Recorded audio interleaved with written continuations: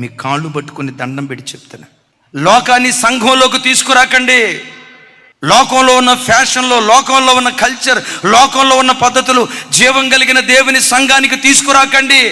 దౌర్భాగ్యం, ఈరోజు క్రైస్తవ సంఘాలలోనే దైవ సేవకులు విశ్వాసులకు లోకాన్ని నేర్పుతున్నారు. ఓ గొప్ప సేవకుడి మనవరాలు యూట్యూబ్లో వాక్యం చెప్తుంది. దరిద్రం. వాక్యం చెప్పడం మంచిదే, ఆ వాక్యం చెప్తూ ఇంకొకసారి యూట్యూబ్లో ఏం పెడతాదో తెలుసా?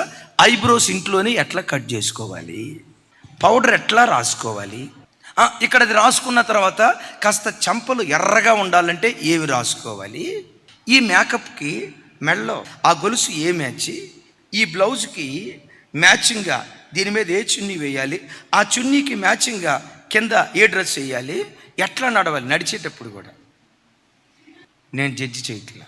ఎవడైనా తన్ను తాను పాడు చేసుకుంటే వేరు. దేవుని ప్రతినిధిగా నేను నిలవబడిన తర్వాత సంఘాన్ని పాడు చేశానా, కలిగే ఉగ్రత అంతా ఇంత కాదు. యెరోబాము అంత నాశనం అయిపోవటానికి కారణం ఏంటో తెలుసా? పెంట ఊడ్చినట్లుగా యెరోబాము ఇంటిని ఊడ్చాడట. ఎందుకో తెలుసా? ఇశ్రాయేలీలందరినీ తప్పుడు త్రోవల్లోకి నడిపించిన ఒక భ్రష్టరాజు.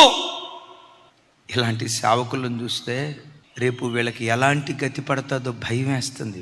ఒకప్పుడు దైవజనుడు దైవజనురాలు ఉంటే ప్రక్క నిలవబట్టడానికి భయపడేవాళ్ళు. ఈ కాలపు యవ్వన సేవకులు ఉన్నారు చూసారా, వాళ్ళు పోస్ట్ చేసే ఫొటోస్ వాళ్ళిద్దరు ప్రక్కనే నిలవబడి, ఇజ్రాయేలీట్రా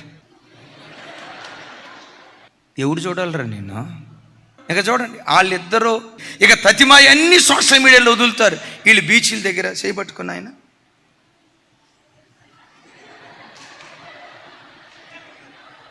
ఎవరు ఆత్మపూర్ణులు, ఏది మనలను పరలోకానికి చేర్చే బోధ, ఏది సమర్పణతో బ్రతికేటువంటి సేవకులు, ఎక్కడ మనం కట్టబడాలి, ఆ ప్రత్యక్షత క్రైస్తవుడికి లేకపోతే. కొంతమంది కింద కామెంట్ పెట్టే కామెంట్ ఏంటో తెలుసా? వాళ్ళు బ్రాడ్ మైండ్ కలిగిన సేవకులు. మాంసం తింటావని ఎముకలు మెల్లో వేసుకొని తిరగం. భార్యాభర్తలైనంత మాత్రాన ఆ విచ్చలవిడితనం బయట ఉండకూడదు. ఒక వివాహం కాని యవ్వన బిడ్డ వాళ్ళని ఆ కోణంలో చూస్తే ఏ ఆలోచన వస్తుంది? సేవకుని ఏ కోణంలో చూడాలి? సేవకురాలను చూడటంతో ఒక తల్లిని చూసిన మనసు ప్రజలకు రావాలి. సేవకును చూడటంతో నాన్నను చూసిన మనసు ప్రజలకు రావాలి.